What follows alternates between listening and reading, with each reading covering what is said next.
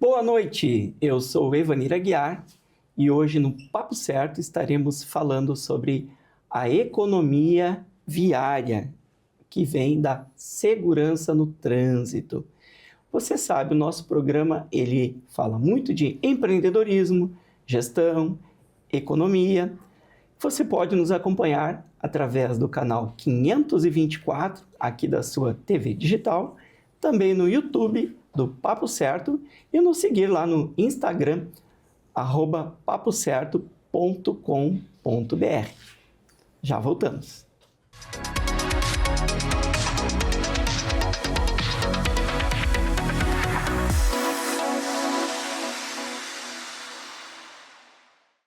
Para falar sobre este tema da segurança viária e o reflexo na economia, estamos recebendo hoje o presidente do Sindicefc, que é o Vilney Cecim. Muito obrigado pela presença no Papo Certo, Vilney.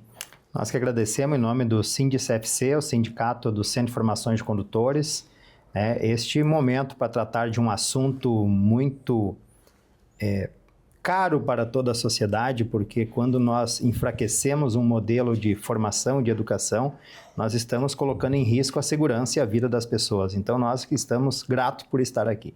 Muito bem, bem-vindo. Também estamos recebendo o economista Felipe Grisa. Muito obrigado pela presença, Felipe. Eu que agradeço. Viemos aqui discutir essas mudanças que estão acontecendo e assim como também tentar montar um panorama de todo o Estado e de todo o Brasil a respeito desse tema. Excelente, muito obrigado pela presença. É um prazer recebê-los aqui. Então, Vilney, qual é o papel dos CFCs na formação, então, de um motorista consciente para a economia? Os CFCs, autoescolas, conhecida para nós que já somos motoristas há mais tempo, ele é uma unidade de ensino, Então, ele é o local onde as pessoas buscam ou são levadas por seus pais, por exemplo, no caso dos filhos, para ter conhecimento sobre habilidades necessárias para conduzir na via com segurança.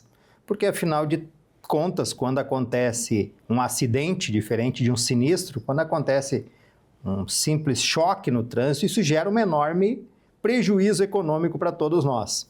E ainda precisamos entender que isso não é o pior, O pior ainda é quando acontece realmente um sinistro de trânsito. E o nosso país, o Brasil, todos os anos perde aí 34 mil vidas, como foi em 2024. Então, é um assunto sempre muito caro, como eu digo, para toda a sociedade brasileira e para todo o Sistema Único de Saúde e para nós mesmos como particulares. Bem, Felipe, como os acidentes de trânsito impactam a economia, em especial o sistema de saúde e a previdência? A gente hoje chama de sinistro, que nem o Vilney ressaltou quando temos vítimas no trânsito, A questão toda do sinistro, ele cria custos sociais muito graves, muito grandes na sociedade. E o Sistema Único de Saúde, ele é com certeza o mais onerado nisso, porque o custo de uma internação muitas vezes passa de milhões e tudo mais, A gente tem estudos, que apontam que hoje, em torno de 0,7% a 0,9% do PIB, são gastos a respeito de questões a ver com os sinistros de trânsito. Nossa, 0,9% do PIB, isso 0,9% do PIB estadual hoje é mais ou menos o gasto, considerando toda a questão de previdência, questão porque a previdência também tem o seu custo da pessoa que não vai trabalhar, que vai onerar o INSS ou outro sistema de previdência que ele tiver, Então, acaba tendo esse custo muito, muito alto para a sociedade como um todo, Fora a questão que talvez seja a pior de todas, que seja a questão psicológica social. Uma vez eu falei que o trânsito, ele reflete como é que está a nossa psicologia social, É o nosso, vamos dizer, o agregado social como um todo. Então, como a sociedade anda meio mal, assim, no seu inconsciente e tudo mais, ele acaba refletindo, tornando o trânsito talvez menos empático e mais violento. Eu percebo que tu estás usando aqui um bottom Sim. Empatia no Trânsito Salva Vidas, Isso. da Escola Pública É a de... Escola Pública de Trânsito do Detran, que eu sou servidor do Detran, né? Sou especialista em trânsito do Detran e também sou pesquisador da área. E empatia muda mesmo? A empatia é a única capacidade da gente entender que o outro ser está passando por outra... para a gente tentar saber o que o outro ser está tentando passar, né? Então, é aquela questão de estar no trânsito, não criar muitos julgamentos a respeito disso, né? Ah, tem a senhorinha que demora mais para retirar o carro da vaga. Aguarda, não precisa ficar buzinando, né? Cria uma empatia, cria uma questão de tentar entender o que a outra pessoa deve estar passando por uma outra situação de estresse ou uma situação de que a gente pode estar sendo influenciado pelas nossas emoções no trânsito, né? E saber disso faz parte da empatia, né? E isso faz parte também de uma educação no trânsito, do ensinamento do trânsito que a gente tanto discute aqui. Muito bem. E, Vilnei, o ensino teórico que hoje é ensinado, enfim, nas autoescolas, nos CFCs, ele aborda, de certa forma, os reflexos econômicos dessa questão da segurança no trânsito? Aborda, e eu aproveito a fala do colega para dizer que nós tínhamos uma disciplina chamada Meio Ambiente e Convívio Social, que abordava justamente essas duas questões, seja ambientais, que é fundamentais, e a questão do convívio social das pessoas, porque é natural quando você está dentro de um veículo que parece que te dá um empoderamento, parece que você está num mundo diferente, você esquecer da fragilidade do outro que está do lado, seja do motociclista, seja do pedestre, seja do ciclista. E quando nós falamos de economia, como você bem perguntou, o curso teórico ele é fundamental para esta interação das pessoas com o trânsito. Por quê? É quando você aprende a regra do trânsito, quando nós tivermos uma sociedade toda ela com a mesma regra, todos com o mesmo conhecimento, nós não vamos cometer ou vamos diminuir o cometimento de erros. Imaginem um jogo de futebol onde as pessoas, cada um joga da sua forma, né? E você faz um treinamento, né? Tu tem um técnico para treinar as duas equipes para que elas vençam a partida. O trânsito não é diferente. Quando nós temos lá uma formação teórica, como nós vínhamos no Brasil, desde 1997, que todos tinham a mesma regra, o entendimento, a percepção, o convívio em sociedade, ele acaba sendo mais fácil. E para nós representarmos bem isso, a gente tem dados. Por exemplo, em 1997, nós tínhamos 29,9 milhões de veículos, em 1997. A cada 10 mil veículos, morria 11,4 pessoas. 2024, nós temos 121 milhões de veículos. Nós saímos de 29,9 para 121 milhões de veículos. Isso está no site da própria Secretaria Nacional de Trânsito. 4 vezes mais em 20 Perfeito. anos. E olha só, nós temos uma média de 2,5 mortos a cada 10 mil veículos. Se nós mantêssemos a mesma... Era 11? Era 11,4, está 2,5. Então, reduziu. E o número de veículos era 29,9 milhões, aumentou para 121. Então, o que acontece? A partir do momento que a legislação brasileira, através do Código de Trânsito, botou a educação para dentro do processo, naturalmente a gente conseguiu aí equilibrando essa percepção. Porque hoje, com essa quebra da regra da forma que está acontecendo, e eu sou um defensor da educação e da formação, independente de nós falarmos de custo de valor de habilitação, porque isso aí a gente tem outras formas de resolver, mas a insegurança e a falta de conhecimento a gente não tem outra forma de resolver. Então, quando nós abordamos assuntos como este da formação de condutor, nós temos que ter sempre muita atenção, até porque nós saímos de uma formação de condutores de 65 horas de aulas e viemos para uma formação de condutores com 2 horas de aulas apenas. Então, seria como nós disséssemos, nós não precisamos mais agora do nosso médico que ele faça a primeira série, a segunda série, o segundo grau, e nós vamos botar ele direto na faculdade e ele vai sair operando em 2 dias. Então, é impossível de você ter uma homogeneização da cultura do trânsito da forma que está sendo aplicada hoje e que gera todo o risco para a sociedade. E claro que o fator econômico é inevitável, primeiro que vai sofrer vai ser o Sistema Único de Saúde e todos nós. Sim, e o fator econômico também, para ressaltar isso, eu fiz um estudo em 2023, onde eu peguei todos habilitados durante 10 anos e fiz todo um trabalho histórico a respeito disso.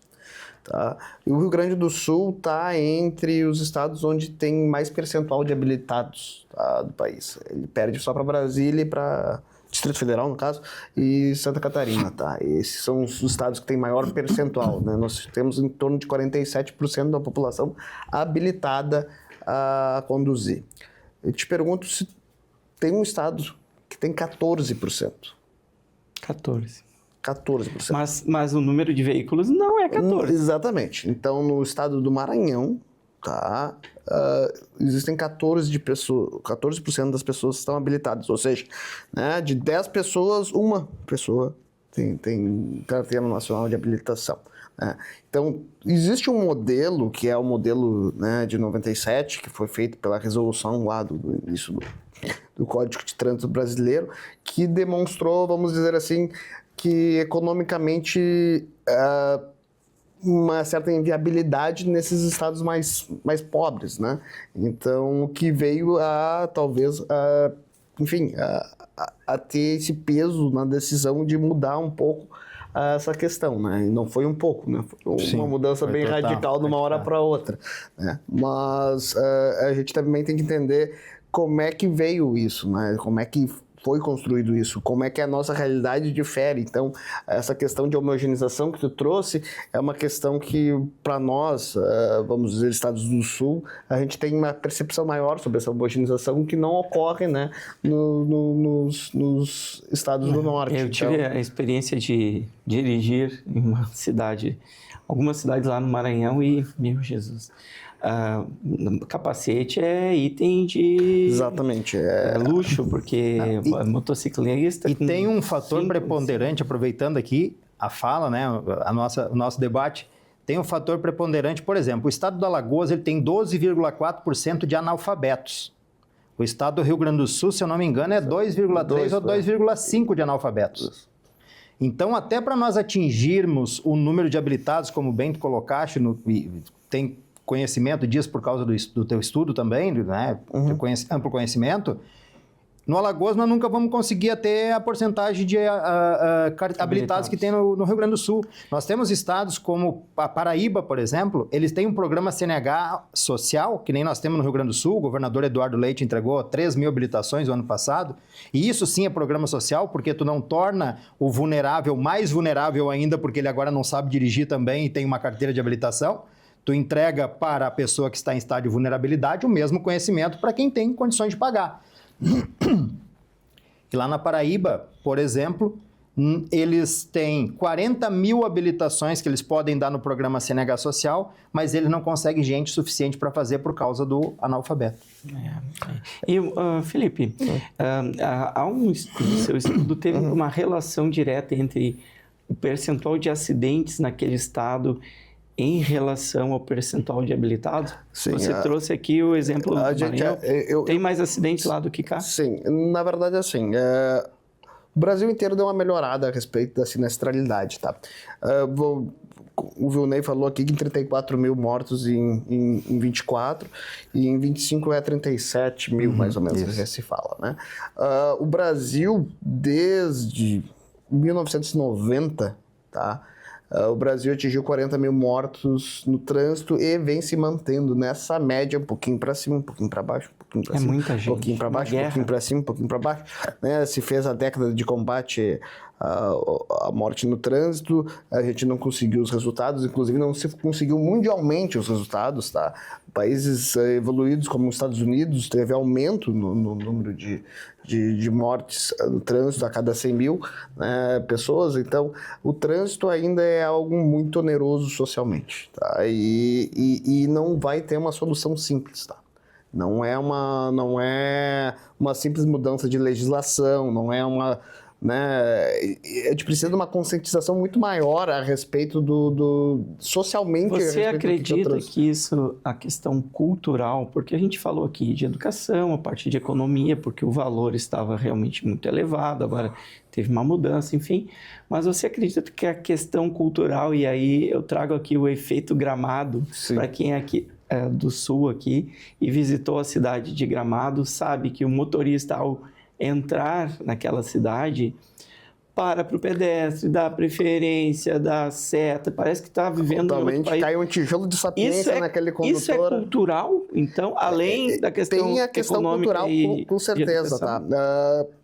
Cidades turísticas, tá, tendem a ter motoristas mais conscientes. Por quê? Porque é turista que estão lá, né? Sem pressa? Exatamente, estão sem pressa muitas vezes, e também porque muitas vezes são pessoas que não sabem os caminhos, que estão ali consultando o mapa, que estão, etc. Tem toda essa questão. Mas também tem essa questão de o ambiente te envolver, né? Então, existem questões culturais muito fortes, né? Como a questão cultural do que a mulher é muito melhor condutora do que o homem, né?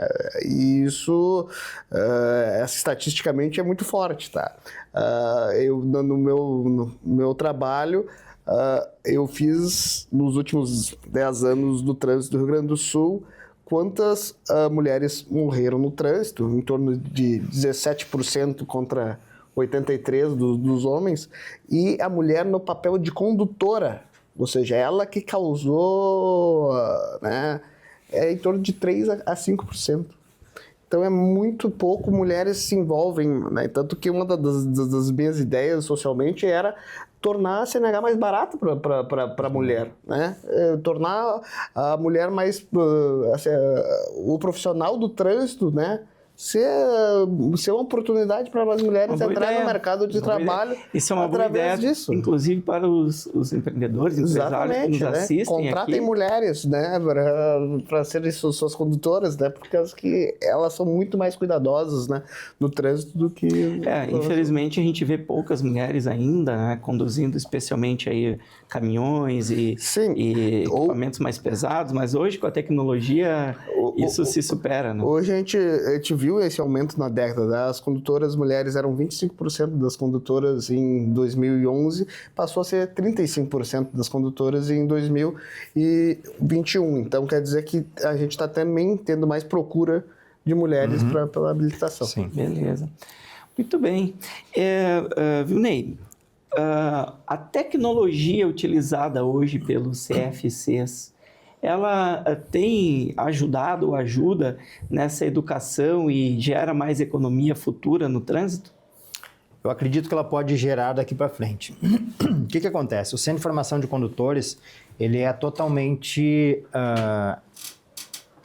regrado pelo governo federal, né? Existia uma legislação chamada Resolução 789, que é a compilação da 168 e a 358, que são resoluções já que tratam disto ultrapassadíssimas, né? Porque a 168, por exemplo, é de 2004, a 358 de 2010, eles compilaram as duas em 2020 e se transformou na resolução 789, no qual ainda até participei da Câmara Temática na época, mas são sistemas muito ultrapassados. Imagina o carro de 2004 para o veículo de 2025. Nós estávamos lutando, inclusive, 3 anos com a Secretaria para que fosse permitido dar aula no veículo automático, né? E hoje já é o veículo elétrico, né? Nem o automático mais que a gente disputa. Mas as aulas de trânsito e provas de trânsito ainda ocorrem em veículo manual, não? Manual. Agora está havendo essa transformação. Falha, diga-se de passagem.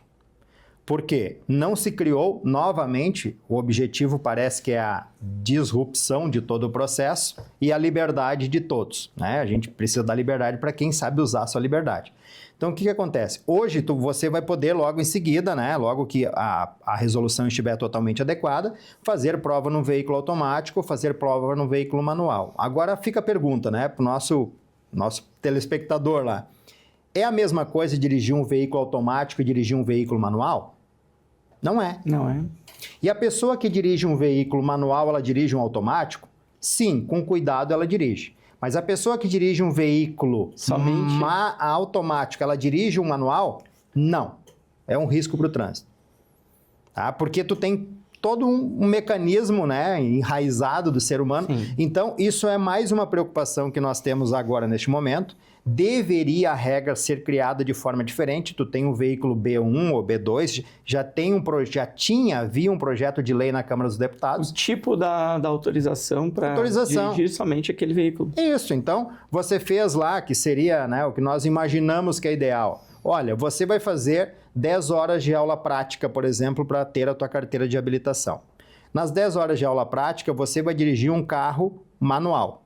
Mas se você quer um carro automático, ou vai dirigir o carro automático, mas se você quer um manual, você vai fazer lá o curso especial, que é mais 5 horas, por exemplo, naquele veículo. Mas não simplesmente entregar um documento, uma concessão que é do Estado para o cidadão, que ele tem direito, mas não simplesmente fazer isso sem dar a segurança necessária para nós que estamos na via.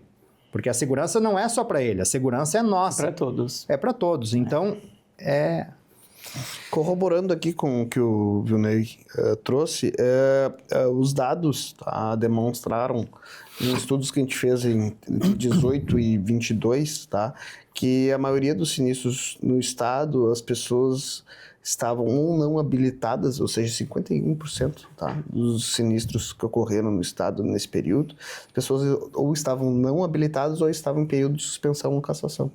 Então, quer dizer que deixa claro uma dificuldade que a gente tem para alcançar o cidadão que está muitas vezes, talvez o caso mais simples aqui seja o motofretista, que eu acho que teve uma revolução no laboral a respeito do motofretista, que hoje, né, do iFood, do Uber Eats, sei lá, e outras coisas, né, que tem essa questão, e muitas vezes essas pessoas não estão habilitadas, né, ou muitas vezes elas se credenciam a esses aplicativos dizendo que estão de bicicleta, mas na verdade estão andando de moto, né, então acaba isso onerando ali a estatística muito fortemente, né? E deixando claro que falta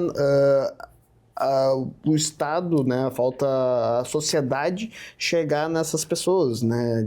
Dessas pessoas estarem habilitadas para transitar e habilitadas e também condicionadas a isso, né? Treinadas para isso. Quando né? a gente fala em estar habilitado, a gente não está falando em apenas ter a sua CNH. A gente está falando em ser habilitado significa estar capacitado, ter a habilitação, a habilidade, Sim. o treinamento, né, o estudo, porque não é ter a carteira, eu tenho ou não tenho, não faz diferença se eu não estudei, não aprendi as regras de trânsito, lei de trânsito, não é mesmo? Mas assim, o trânsito a gente entende ele mais amplo, né? O trânsito é uma questão de cidadania. A gente precisa primeiro ensinar a pessoa a caminhar bem na calçada, atravessar na faixa e tudo mais, para depois ele evoluir para virar um bom condutor.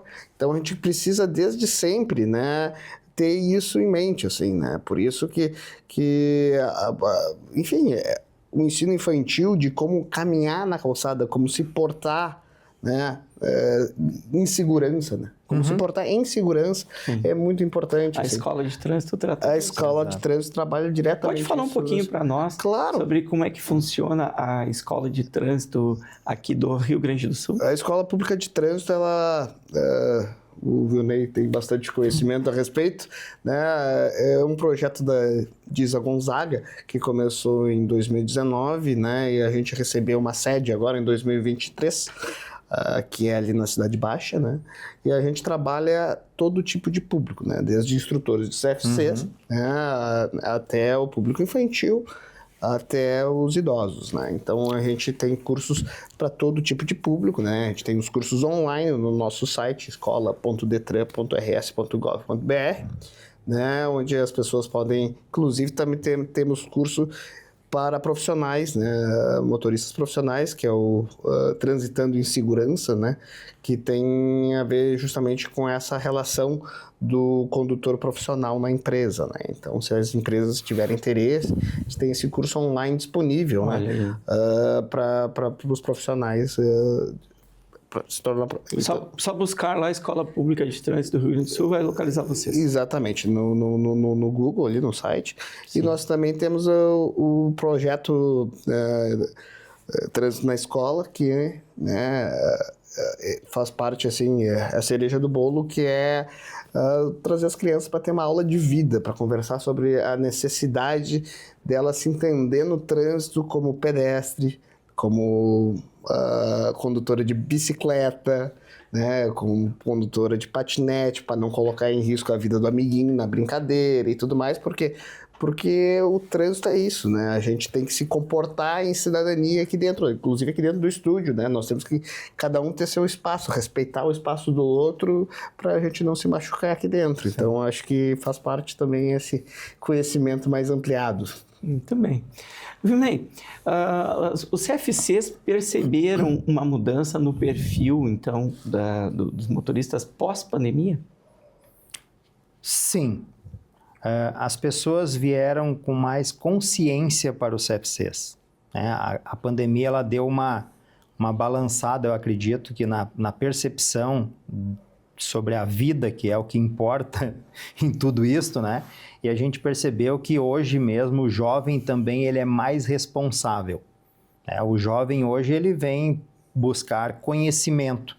Né? Ele não vem somente para ter um documento de habilitação. Ele consegue entender o que ele precisa de algo mais. Né? Então, acredito que a pandemia ela serviu para toda a humanidade, talvez, para a gente começar a perceber que não era só a correria do dia a dia, a gente tem que aproveitar os momentos, a gente tem que aproveitar o momento para ficar com a família, o momento do final de semana, e assim como ela também, em alguns momentos, casamentos, por exemplo, ela acabou destruindo, porque as pessoas entenderam que ficar junto no mesmo ambiente não era a melhor coisa. Mas, brincadeiras à parte, mas sim, a pandemia ela nos trouxe uma reflexão muito maior sobre todos os modelos. E deixa eu falar aqui também, eu acho que a pandemia atrasou uma revolução que estava acontecendo no trânsito, tá? Que era a questão dos aplicativos ali, né? Nós tivemos ali em 2014, né? Vamos dizer, uma quebra de paradigma, né? Quando uma licença de táxi em Porto Alegre custava mais ou menos o valor de uma casa, e daí do nada surgiu um aplicativo que tornou o modelo de táxi obsoleto, né? E isso fez até muita gente estava ali no início de 2020 já pensando em vender o seu veículo para ficar continuando só o serviço, né, terceirizado, contratado pelo aplicativo e tudo mais. E a pandemia veio atrasar isso, né? Voltou a pessoa a ter o seu próprio veículo, né?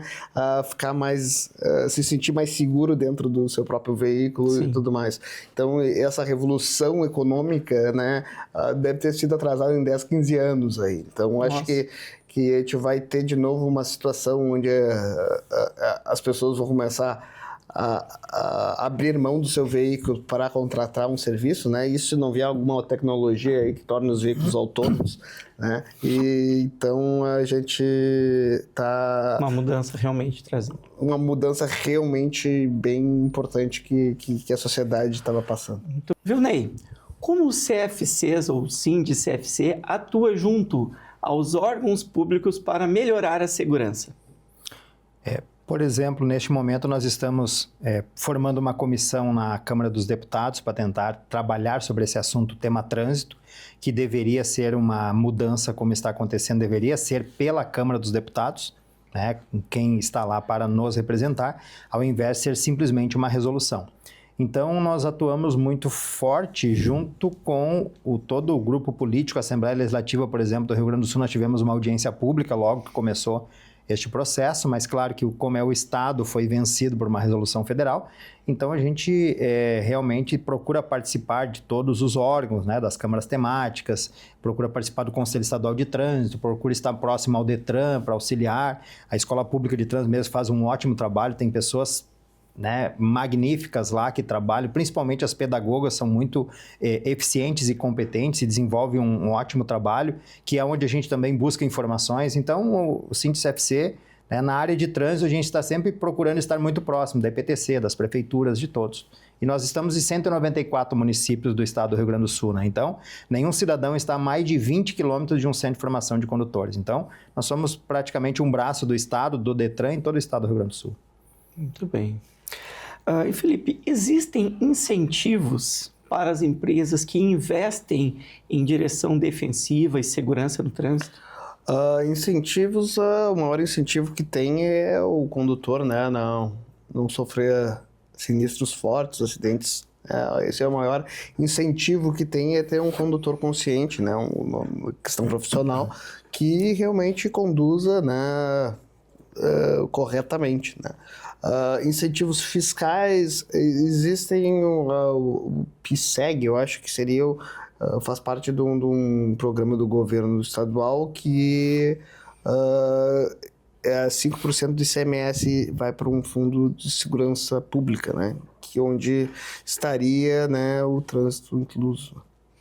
Muito bem. A gente sabe que realmente um acidente de trânsito para a empresa vai muito além daquele bem material, né? Muitas vezes tem vítimas que são terceiros, que a empresa muitas vezes tem que arcar com indenizações, sem falar todo o custo para a comunidade, custo para a previdência, custo em geral. Né? Meu estudo, ele fez essa divisão, tá? Em 2013 e 2006 foi feito o maior estudo a respeito de custo de sinistralidade no Brasil, tá? Um estudo do IPEA. E desde então nunca se fez nenhuma outra pesquisa tão aprofundada. O que foi feito? A pessoa passou um ano dentro do hospital anotando caso a caso, estado a estado, isso. Um estudo super profundo e tudo mais que dividiu entre os sinistros que ocorrem em região urbana e sinistros que ocorrem em rodovias, tá?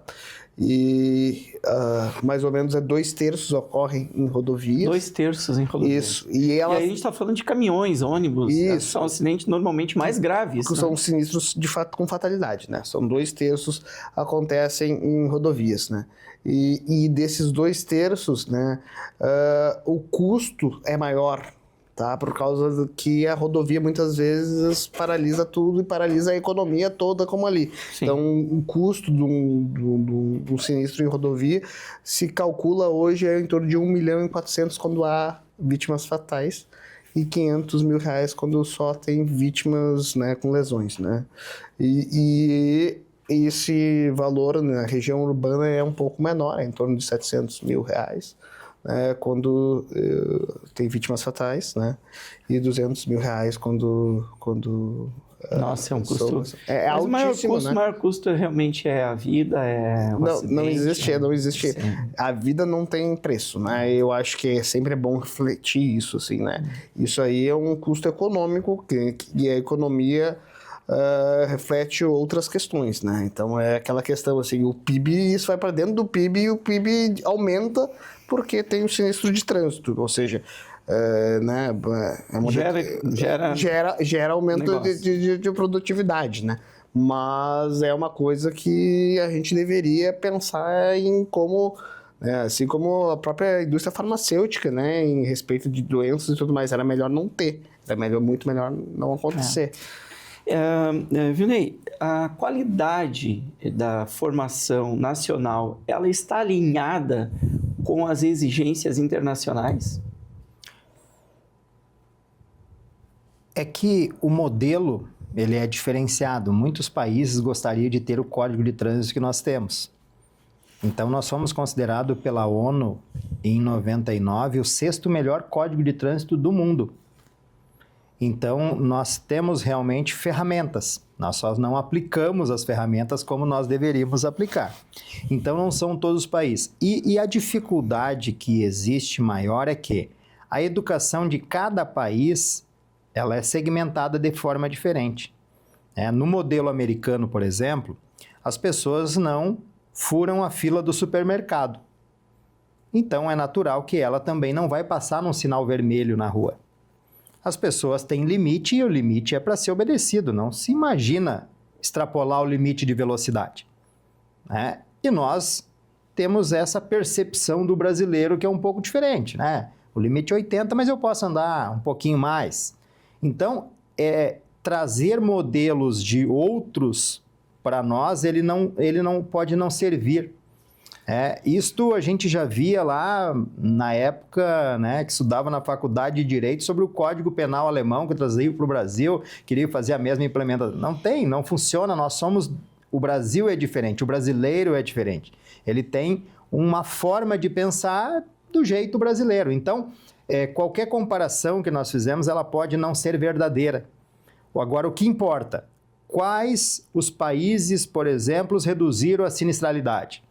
Nós temos hoje na Europa, por exemplo, preocupadíssima porque está começando a aumentar novamente a sinistralidade. Então, isso são informações importantes, tecnologias, como a gente falou, importante, que deve vir para o Brasil e sim ser aplicada. E nós, o Centro de Formação de Condutores, nós nunca fomos contra a tecnologia.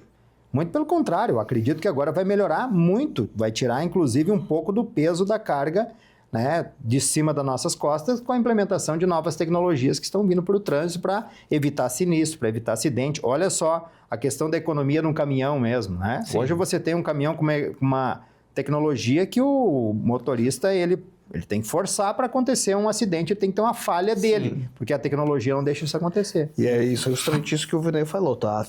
Mas a melhor tecnologia já existe e é a gente mesmo. Exato. A nossa consciência. A nossa posição como condutor, de não só ter uma condução segura, a respeito dessas coisas, mas ter uma consciência do coletivo. Sim. E, Felipe, o valor do seguro, ele é afetado pelo índice de acidentes? Com certeza.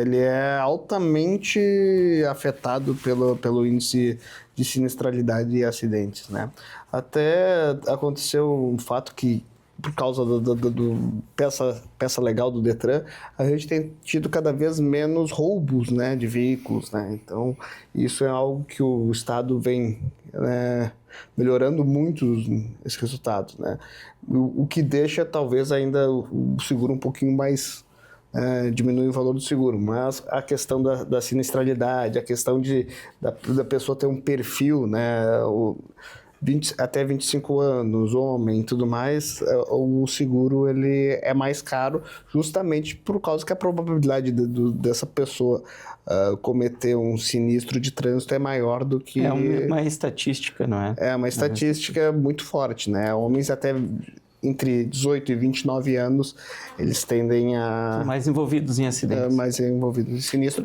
que também é interessante, porque também é uma idade de muita produtividade. E quando a pessoa perde a vida entre 18 e 29 anos, ele perde uma vida inteira de produtividade. Vilnei, qual a importância da reciclagem para motoristas profissionais? A reciclagem, nós estamos falando da reciclagem de condutores infratores ou a reciclagem do condutor? Porque tem dois momentos. Isso, olha só. Os motoristas profissionais que atuam em determinado segmento, tipo transporte coletivo, transporte de carga perigosa, produto inflamável, como a gente chama, transporte de emergência, havia a necessidade, a cada 5 anos, deles fazer uma atualização, que é a reciclagem, E é fundamental porque a legislação no Brasil ela se altera muito a cada 5 anos, Ela se altera muito a cada 2 anos, às vezes, Nós tivemos o Código de Trânsito Brasileiro aí, por exemplo. No momento era obrigatório ter o extintor de incêndio, no outro não precisava mais. No momento veio a questão do engate de reboque, alterou tudo de novo, tinha que mudar o engate de reboque. Então, a nossa legislação ela é muito flexível. E Sim. Quando ela torna flexível, deixa a pessoa também desatualizada, porque o motorista, esse profissional, ele não tem todo esse tempo para estar nas redes sociais acompanhando Instagram, mudança e tal. Então, e quando ele vem para dentro de um ambiente como a Escola Pública de Trânsito faz, que também dá esses cursos, ou o Centro de Formação de Condutores, é o momento que nós colocamos na sala de aula todas as pessoas num único ambiente. O convívio é melhor, às vezes, que até que o próprio curso. Porque as pessoas começam a conseguir olhar para o outro e mas peraí, só um pouquinho, eu estou meio mecânico aqui, mas nós estamos lidando com vidas no trânsito. Nós estamos lidando com pessoas. Sim. O que importa é isso. O que importa não é a minha carga, o que importa é que a carga chegue lá, claro, mas que eu não mate ninguém para entregar essa carga. Então, isso é fundamental, essa interação é necessária. E nós estamos perdendo muito isso. Nós estamos perdendo isso dentro da própria família, que muitas vezes o nosso jovem, o nosso filho está lá num canto com o celular, a mãe está com outro, o pai está com outro, então nem para o jantar sequer a gente está junto. né? Já tem grupos de jovens que estão no mesmo ambiente, mas eles não se falam. Não se comunicam. Não se comunicam. Então, nós estamos perdendo, né, essa afetividade, nós vamos perder a empatia também, porque nós não estamos percebendo mais o outro como o ser humano, ele é só o outro. Né? Então, eu acredito que é fundamental quando nós temos esses cursos de reciclagem, que infelizmente foi surrupiado agora da próxima legislação. Felipe, como a perda da produtividade por afastamento afeta as pequenas empresas? Quanto menor as empresas, né, mais a perda de produtividade se dá com a perda de um colaborador. E muitas vezes esse colaborador fica afastado aí, né, para sequelas no trânsito, mais de ano às vezes acontece, né? E isso acaba onerando demais o pequeno empresário, né? Dependendo do negócio, até se inviabiliza, né, por causa dessa questão da falta de como lidar com isso, assim, né? Então, tem a questão de nem todas as vezes os empregados estão cadastrados no INSS, né? E muitas vezes acontece um acidente de trabalho, né? Então, o que acontece muito é dos empresários verem a Escola Pública de Trânsito procurando palestras para a semana de combate, de prevenção ao acidente de trabalho, que é o CIPAT. Sim. Né? E a gente acaba falando, não, o trânsito a gente não vai ensinar uma palestra de 1 hora que a gente vai conseguir né, fazer a pessoa entender, né, trazer mais segurança para aquela pessoa. Ela tem que ter um envolvimento maior, ela tem que ter isso aí que o Vinei falou, né? Tem que ter o olho no olho, tem que ter o sentido, né, de ver no outro, né, que o condutor, que não é um veículo, é um outro condutor que está ali dentro daquele veículo, né? E eu acho que é isso, assim, né? Tornar o menos mecânico, que foi o termo que o Vinei falou, mais humano. Vinei, tu acredita que os simuladores que nós temos aí em alguns CFCs, ele ajuda a diminuir esse risco de acidente no trânsito? Sim. O simulador foi uma excelente ferramenta que nós acabamos criminalizando ele, né? Mas ele, como ferramenta pedagógica, ele é fundamental. Por quê? Um veículo de autoescola, ele não tem como desenvolver velocidades mais elevadas por conta do risco, né? Então, nós temos um limite de velocidade que, inclusive, é 40 km por hora. O simulador de direção, você consegue colocar um candidato com toda a segurança necessária nessa percepção. O grande estigma que se criou do simulador é que ele era um videogame, né? E ele não é um videogame, ele tem todo um plano pedagógico ali dentro.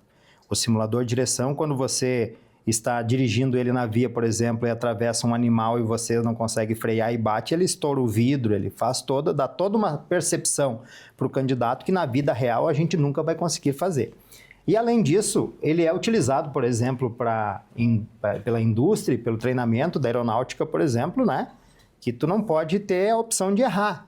Então, infelizmente, ele foi feita uma grande massa de manobra em cima da ferramenta que era o simulador de direção e nós acabamos perdendo ele da formação de condutor, mas ele fez um papel interessantíssimo. Além disto, nós ainda temos muito problema de insegurança hoje quando nós estamos dando aula com um aluno na via pública, principalmente no horário à noite. E o simulador de direção, quando nós saímos com o aluno para a via pública, ele já tinha passado por 5 horas de simulador, ele já tinha controle de freio, embreagem, acelerador, ou seja, ele não ficava parado. Porque quando você está ali no veículo da autoescola, parado, você e o aluno, né, explicando para ele, você é uma vítima fácil. Quando você está circulando, dificilmente tu vai sofrer. Acontecem muitos acidentes com veículos que estão em treinamento? Eu vou te trazer um dado do próprio Detran, do último ano, que eles fizeram um estudo de janeiro a setembro do ano passado, somente em exames. Houve 712 acidentes, batidas. Sim. Né? E houve mais de 10 mil intervenções do examinador de trânsito do Detran durante o exame. Para evitar esse acidente. Porque como você tem o freio e embreagem ali, o examinador evitou que acontecesse algo mais grave. mas sim acontece, primeiro, um dos fatores é o nervosismo, né? Sim. Que as pessoas, é natural ficarem nervosas e elas vão continuar. Então, nesse ponto, o simulador é realmente uma perda... o simulador, principalmente aquelas pessoas que tinham mais idade, por exemplo... Mas ainda tem simulador em alguns CFCs? Tem, nós usamos ainda em alguns CFCs, mas hoje ele não conta como conteúdo Mas quem quiser... Pode buscar o simulador e pode buscar. Eu gosto da tecnologia, eu acho que ajuda bastante. E realmente é uma pena. Eu sou um crítico ao custo. Sim. E não a metodologia e tampouco a ter as aulas obrigatórias. O custo é o que me leva a ser um crítico, mas não que ele teria que ser dispensado, e sim ter uma opção financeira que viabilizasse a continuidade do seu uso. Eu acho que isso vale tanto para a questão dos simuladores, que a gente está tratando aqui, quanto a esta flexibilização de se fazer as horas aula de treinamentos e capacitação nos CFCs, que, diga-se de passagem, continua sendo possível e muito recomendável para quem desejar. Não é o fato de eu não precisar, não estar mais obrigado, que eu não posso ter, muito pelo contrário. Eu recomendo muito. A questão do custo é que depende, né, de ações aí públicas para que se torne viável. Pois é, e essa questão do custo, ela, né, precisa ser enfrentada porque está tendo uma falsa percepção pela sociedade. A percepção que está passando para a sociedade é que a carteira de habilitação ela reduziu o valor. Em momento algum, o governo federal enfrentou o custo da aula. O custo de ter um veículo para dar aula, o custo de ter o combustível para dar aula, o custo Brasil, que é para você manter uma estrutura, para você manter um instrutor qualificadíssimo. Instrutor do Rio Grande do Sul são todos formados pelas universidades, é o único estado da federação. Então, realmente, a gente primou pela formação de qualidade. E quando nós falamos que a carteira de habilitação ela tinha um custo muito elevado e hoje ela tem um custo menor, óbvio, nós saímos de uma matriz curricular de 65 horas e viemos para uma matriz de 2 aulas. Então, sim, realmente, o custo da carteira... a gente está vendo aí um custo para as aulas, mas a gente vai ter um custo muito alto, que são os acidentes de trânsito e toda a consequência para a nossa comunidade. Deus ajude que eu esteja errado, mas toda a lógica indica o contrário. Felipe, eu acho que é a nossa última pergunta para você. Em 2 minutinhos, tá? Tranquilo. Existe uma relação direta entre uma melhoria na infraestrutura viária e o aumento do empreendedorismo naquela região? Com certeza. A infraestrutura viária, tá? E aí nós temos ainda bem, né? Nós estamos vendo no Brasil ultimamente a questão das duplicações, né? Tornando as estradas um pouco mais seguras, né? Elas criam também a questão da infraestrutura, né? De tornar principalmente as empresas e as questões logísticas, né? Mais baratas, né? Né? Diminui o custo, né? E aumenta a segurança no trânsito, né? Então tem aí as duas formas de interpretar, né? E eu acho que a gente, quando a gente fala ali em custo de CNH, custo disso, é lembrar que o custo da vida humana não existe. Não tem preço. Então eu acho que, de novo, eu vou terminar aqui falando nisso, né? Como é importante a gente perceber que a vida é uma só e que a gente tem que preservar ela o máximo que a gente puder. Muito bem. E, Ney, a educação para o trânsito, ele deveria ser matéria obrigatória nas escolas? Em um minutinho. Sim. Inclusive, no Brasil tem a Resolução 265, se não me falha a memória, 2006, 2007, que previa no currículo escolar a formação teórica. Se nós tivéssemos evoluído lá naquela época no país, talvez hoje nós não estivéssemos enfrentando, né, uma matriz hoje sem formação nenhuma, como está acontecendo. Então, ela é fundamental. A educação, ela nunca pode retroceder, ela sempre vai ter espaço na nossa sociedade, independente do conhecimento, da cultura que nós tenhamos, né? A educação sempre tem espaço para em qualquer lugar, qualquer sociedade. Eu não conheço um país do mundo que retrocedeu na educação, a não ser o Brasil, que tirou um currículo agora de formação de condutores. Tá bem. Então, muito obrigado a presença de ambos aqui. Realmente foi aqui uma aula de trânsito e economia, reflexos, né, dessa questão do trânsito na nossa economia. Quero agradecer especialmente aqui aos nossos apoiadores, lá a Fortus Group, com o seu serviço, contabilidade, RH, serviço da área financeira, o Fortus Hub, que é o seu software de emissão de notas e RP financeiro para as empresas de serviços, e também o Sindiconta, o Sindicato dos Contadores do Estado do Rio Grande do Sul. E agradecer especialmente a vocês que nos assistiram até aqui, nos acompanharam, deram a honra de nos acompanhar. Não percam, então, o próximo episódio do Papo Certo. Boa noite.